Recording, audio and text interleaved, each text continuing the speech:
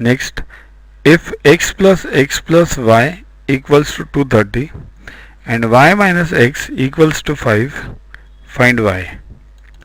They can show you anything. In place of x they can show you apples, in place of y they can show you banana or any vehicle or anything, but logic is the same. Same elements, put them as x and y. So let's solve. See here, x plus y, what does it mean? X plus x is 2x because same elements. So 2x plus y equals to 230 and y minus x equals to 50.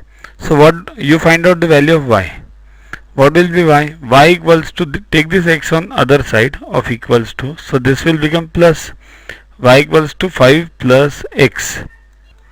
Now what you do is, put this 5 plus x, means y equals to 5 plus x, put this value of y in above equation. Which is above equation? 2x plus y equals to 230.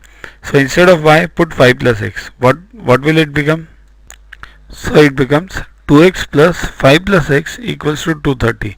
Now there is plus outside the bracket, so you can directly remove the bracket. If there would have been minus, then you should have put minus to both these, minus 5 and minus x. So now it's plus, so 2x plus 5 plus x equals to 230. Just add xx, it becomes 3x plus 5 equals to 230. Take this 5 on the other side.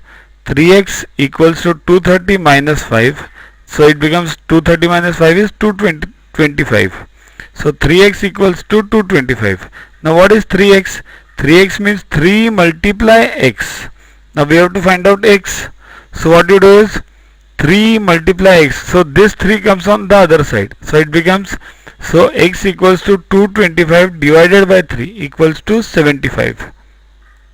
So x is 75. Now y minus x equals to 5. So y minus 75, x we got 75, y minus 75 equals to 5 as per this above equation. So we have to find out y now.